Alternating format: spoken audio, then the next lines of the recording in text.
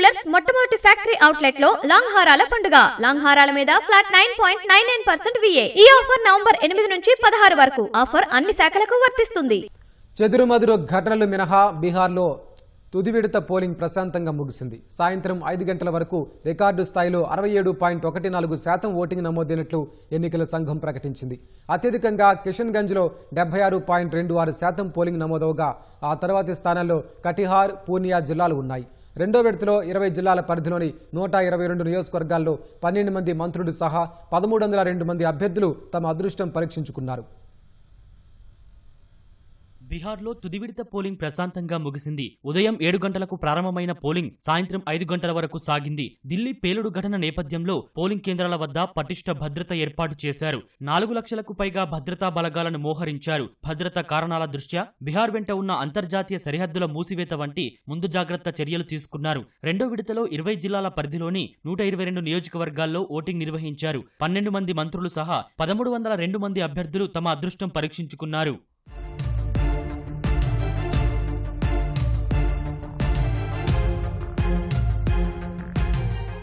బీహార్లో 243 స్థానాలు ఉండగా ఈ నెల 6న 121 స్థానాలకు తొలి విడతలో పోలింగ్ జరిగింది. బీహార్ ఎన్నికల చరిత్రలోనే అత్యధికంగా 65.08% ఓటింగ్ నమోదైంది. ఇవాళ జరిగిన పోలింగ్ లో వివిధ పార్టీలకు చెందిన ప్రముఖులు ఓటు వేశారు. పశ్చిమ చంపారన్ నర్కటి యాంగంజ్ లో కేంద్ర మంత్రి సతీష్ చంద్ర దూబే ఓటు వేశారు. బీహార్ మంత్రి నితీష్ మిశ్రా, బీహార్ బీజేపీ రాష్ట్ర అధ్యక్షుడు దిలీప్ కుమార్ జైస్వాల్, జన్ సూరజ్ పార్టీ వ్యవస్థాపకుడు ప్రశాంత్ కిశోర్ ఓటు హక్కు వినియోగించుకున్నారు. అరారియా జిల్లాలోని ఓ పోలింగ్ బూత్ దగ్గర బీజేపీ కాంగ్రెస్ శ్రేణుల మధ్య ఘర్షణ చోటు చేసుకుంది. ఓటర్లపై దాడి చేసేందుకు బీజేపీ యత్నించిందని కాంగ్రెస్ ఆరోపించింది.